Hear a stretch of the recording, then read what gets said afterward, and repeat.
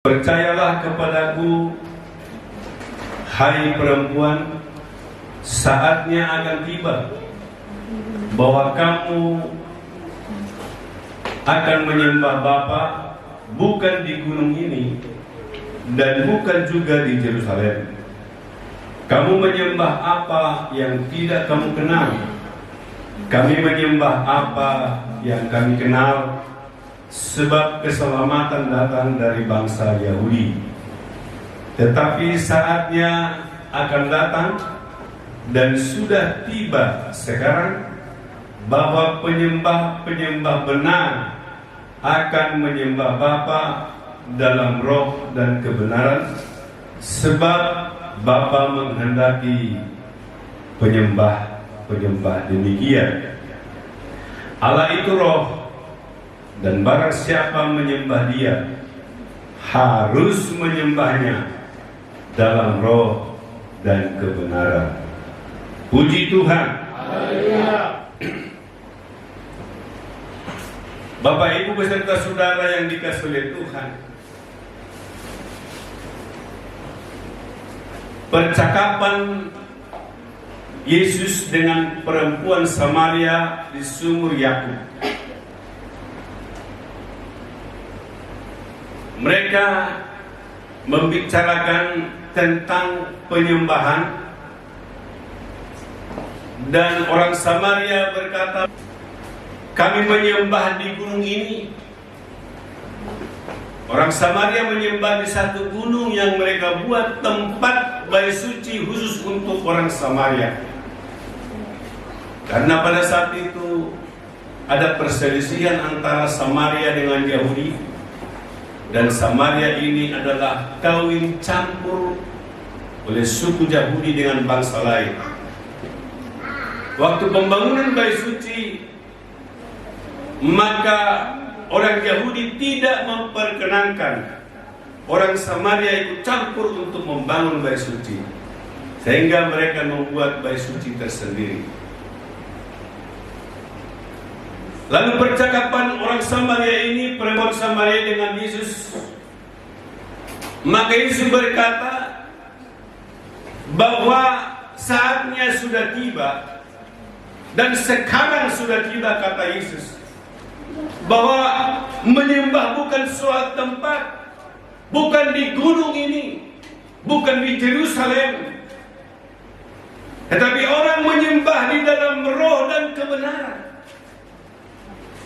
Artinya bahwa cara penyembahan yang dilakukan oleh suku Yahudi atau agama Yahudi itu harus diubah setelah Yesus datang ke dunia ini. Dan juga penyembahan, cara menyembah orang Samaria pun itu harus diubah.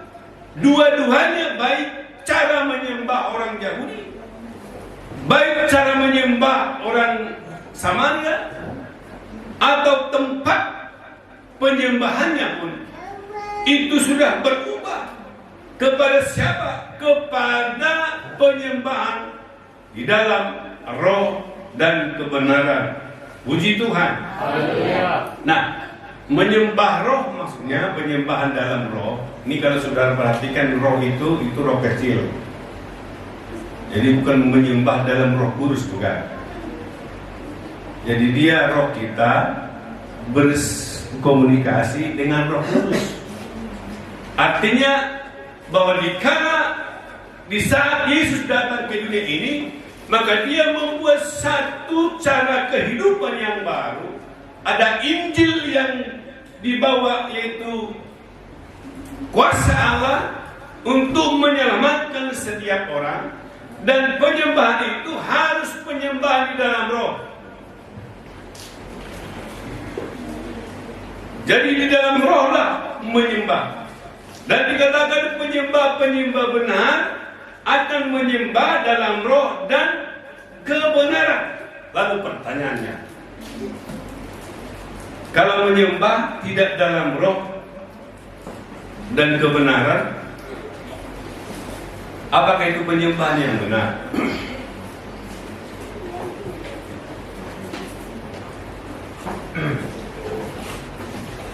Kan pertanyaannya begitu. Kadang dikatakan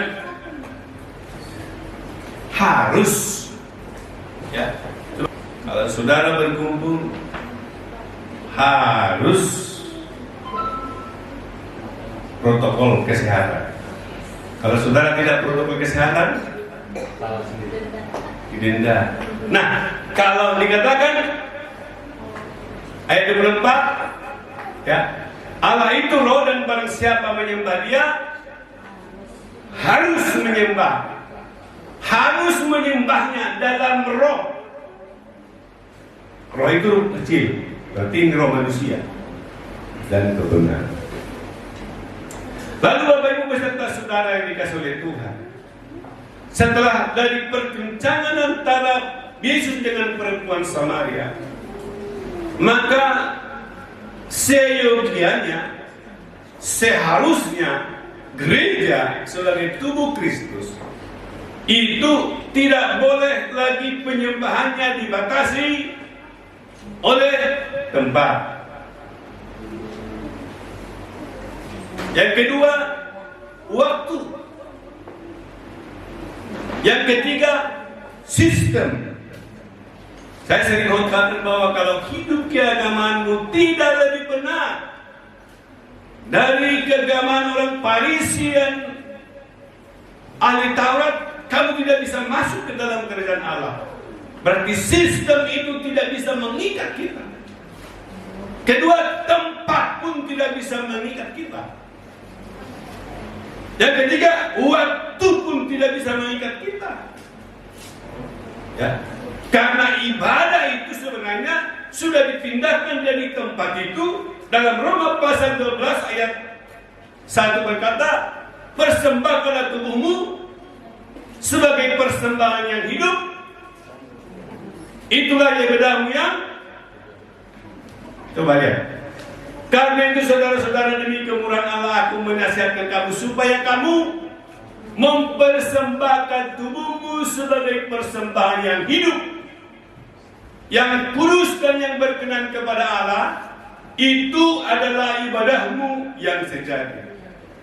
Jadi ibadah itu tidak hanya di dalam tempat tadi, sama seperti penyembahan-penyembahan yang dikatakan oleh orang Samaria. Maka saudara pun harus kita memahami bahwa jika kita beribadah seperti kita ini adalah ibadah, seperti tetangga berkata, ini ibadah berjamaah. Jadi kalau saudara pulang dari tempat ini, sebenarnya saudara tetap beribadah. Nah, itu poinnya dulu.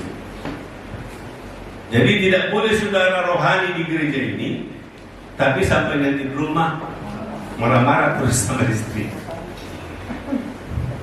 Ada amin? Jadi jangan karena saudara tidak di gereja ini lalu suka-suka saudara di luar.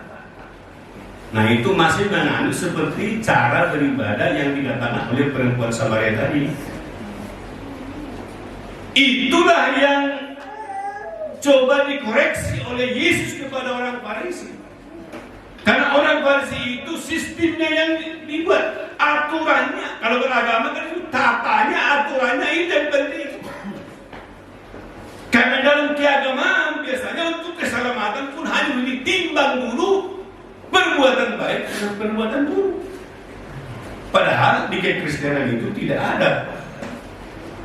Mau lebih banyak pun perbuatan baikmu daripada perbuatan burukmu tidak menentukan kamu masuk surga apa tidak. Hanya karena Yesus telah melakukannya di kayu salib, lalu muncullah anugerah Allah, diberikanlah keselamatan kepada kamu dengan cuma-cuma. Lalu keselamatan itulah yang kamu hidupi. Dan firman Tuhan berkata, kerjakanlah keselamatanmu dengan takut dan gentar. Nah, karena itu Bapak Ibu, saudara harus berubah. Coba ayat yang kedua. Ayat yang kedua. Janganlah kamu menjadi serupa dengan dunia ini, tetapi berubahlah oleh pembaharuan budimu. Jadi kalau saudara rohani di sini, Ya, karena saudara pakai baju bagus, lalu saudara jalan di sini. Apabila simbol,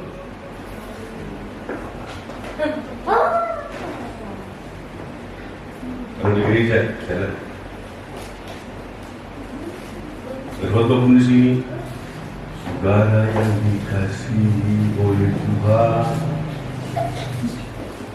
Sampai di rumah, di jalan, disenggol sedikit. Makanya,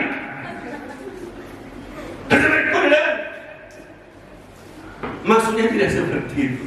Karena perubahan itu adalah di dalam pembaharuan budi kita. Jadi sebenarnya orang Kristen ini harus cerdas. Karena budinya pun itu diperbaharui.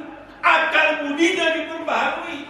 Dan jika pulang dari tempat ini, pulang ke rumah, seharusnya saudara harus berubah. Karena saudara tidak takut karena kita beribadah di sini dan dilihat orang, karena saudara hanya takut kepada Tuhan. Puji Tuhan.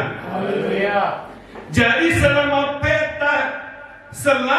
cara berpikir saudara tidak diubah, selama saudara pembaharuan budi tidak terjadi, maka saudara tidak dapat membedakan mana kehendak Allah, apa yang baik, yang berkenan kepada Allah dan yang sempurna.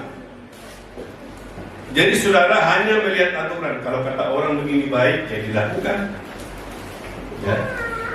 Jadi selama peta itu tidak diubah cara berpikir, mindsetnya, firman Tuhan berkata dia akan memiliki pikiran dan perasaan yang terdapat dalam Kristus Yesus.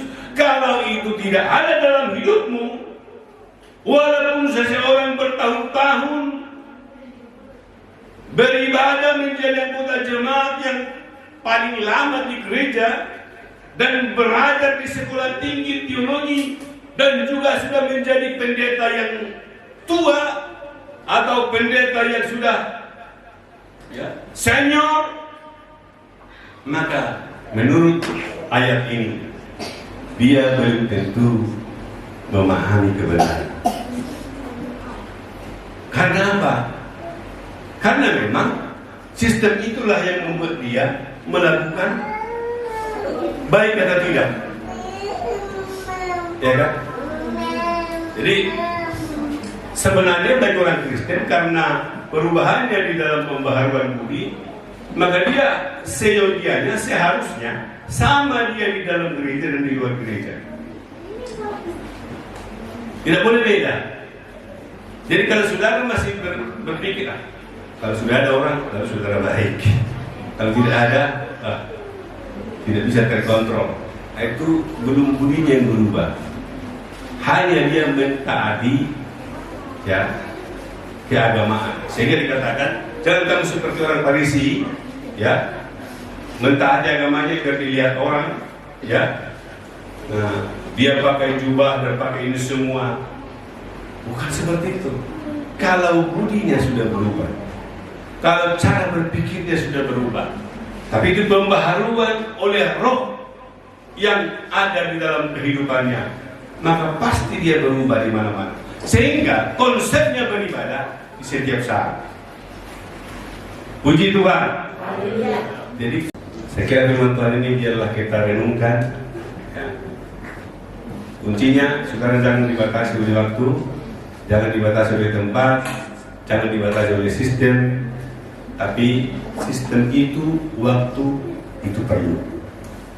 Maksud saya jangan hanya diikat itu, sehingga hidup keagamaan kita lebih benar dan orang-orang yang ada di bawah. Maka berkat Tuhan akan mengalir bagi kita. Puji Tuhan.